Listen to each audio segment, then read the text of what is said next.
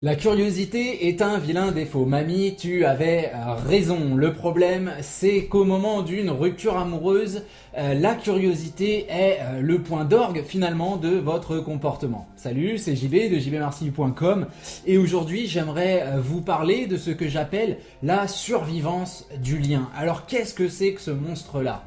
C'est votre instinct. C'est votre instinct qui vous dit au moment de la perte, au moment de la remise en cause, de la possession de l'autre, parce que oui, nous sommes des êtres égoïstes, parce que oui, quelque part, quand votre ex s'en va, vous trouvez pas ça légitime, vous avez cette impression qu'on vous retire votre bien et votre instinct, cette espèce de tigre, sort de sa cage, saute sur son steak et se dit c'est le mien, il faut que je le bouffe. Et ben c'est un petit peu l'image que vous avez de votre ex, cette idée que vous devez tout faire absolument pour mener votre reconquête amoureuse. Et le premier recours, c'est le recours à la curiosité. C'est l'idée que vous avez besoin du plus d'informations possible pour comprendre votre situation, 2. Inverser la tendance. La véritable question qui se pose, c'est à quoi servent les informations que vous voulez absolument obtenir. Vous êtes sans doute très curieuse, vous allez sur les réseaux sociaux pour voir ce que votre ex fait, vous essayez de discuter avec lui ou avec elle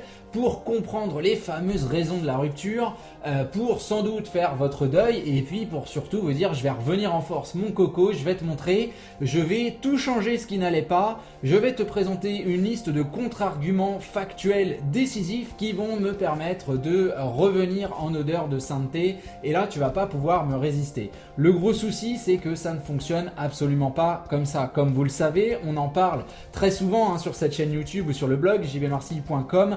La décision de l'autre n'est pas uniquement une décision intellectuelle. Évidemment qu'il y a une partie de réflexion, votre ex n'est pas neuneux, ça c'est clair, mais il y a aussi et surtout une grande partie sentimentale, une grande partie d'impression, d'atmosphère, de ressenti du fait qu'on ne peut pas continuer avec vous. Le pourquoi n'est pas nécessairement le plus important. Finalement, si vous allez chercher cette information, c'est pas pour avoir cette information parce qu'elle ne vous sert strictement à rien. Vous savez que l'explication ne va pas vous permettre de faire un retour dans le passé, ne va pas effacer ce qui s'est passé. Comprendre, c'est bien, mais ça n'efface pas la douleur que vous avez provoquée, les erreurs que vous avez faites ou les erreurs qu'a fait votre ex. Ce sont des données qui sont aujourd'hui actées et sur lesquelles on ne peut pas revenir. Cette information que vous allez chercher, c'est parce que vous voulez vous raccrocher à quelque chose, vous voulez vous raccrocher à la nostalgie, vous voulez quelque part que votre ex, si ce n'est directement, en tout cas dans l'idéal,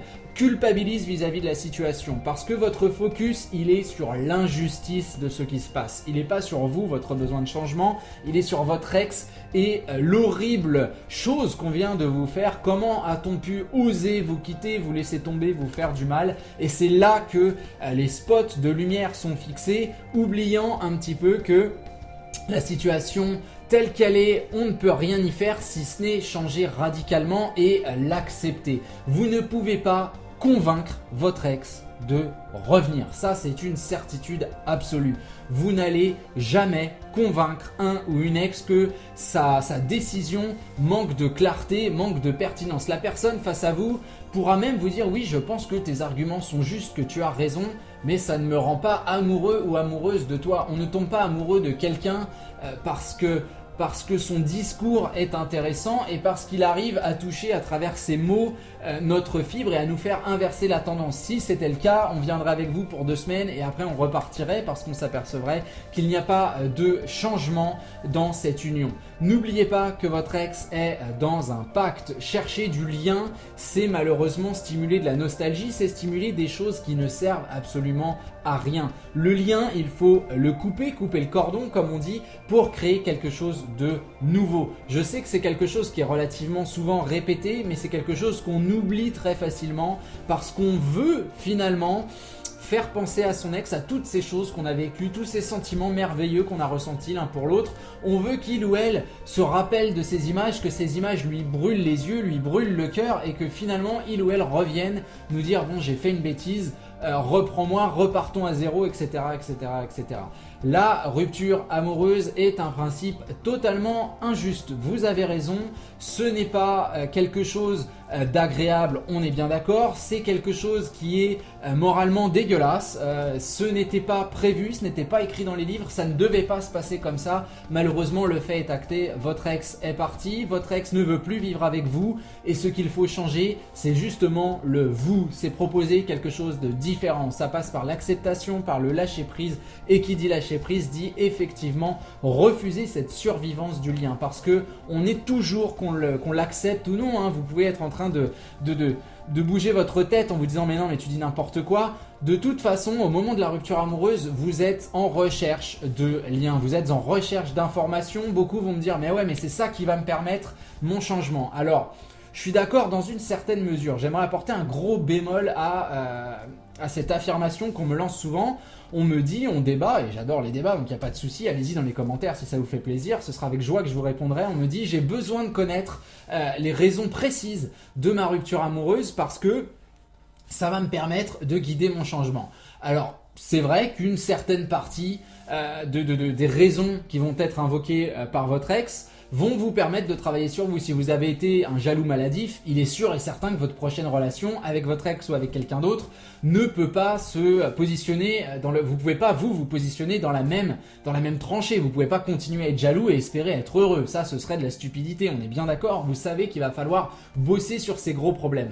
Maintenant, les situations qui ont amené la rupture amoureuse, faut pas oublier que votre ex est une personne à part entière. Donc les personnes que vous allez rencontrer peuvent être différentes. 2, on était dans un contexte particulier. 3, votre ex aussi évolue, c'est-à-dire que les situations qui ont été connues en 2016, 2015, 2016, 2014 avant ne se répéteront pas à la lettre près, à la virgule près en 2017, 2018, 2019. Je ne sais pas quand vous regarderez cette vidéo, peut-être en 2050, bah c'est pas grave, vous changez les chiffres, mais vous comprenez bien la logique.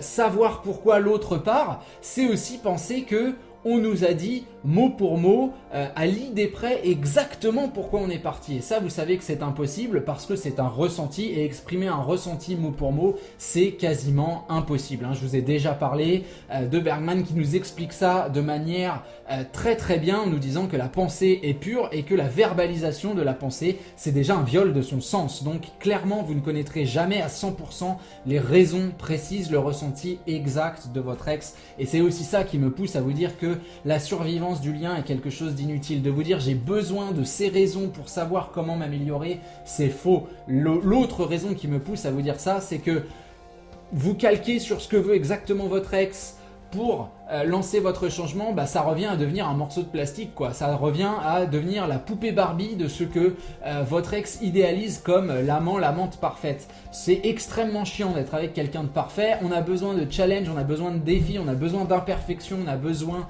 de ces choses-là et on a besoin d'avoir quelqu'un face à nous, non pas qui correspond à tous nos critères, mais qui s'affirme et qui est capable de se relever et qui est capable d'avancer pour lui ou pour elle. Et j'ai vu des cas où finalement on a mené des projets contre lesquels l'ex s'érigeait et où finalement l'ex vient nous dire putain mais qu'est-ce que je suis fier de toi d'avoir fait ceci, d'avoir fait cela, même si à la base j'étais complètement contre cette idée.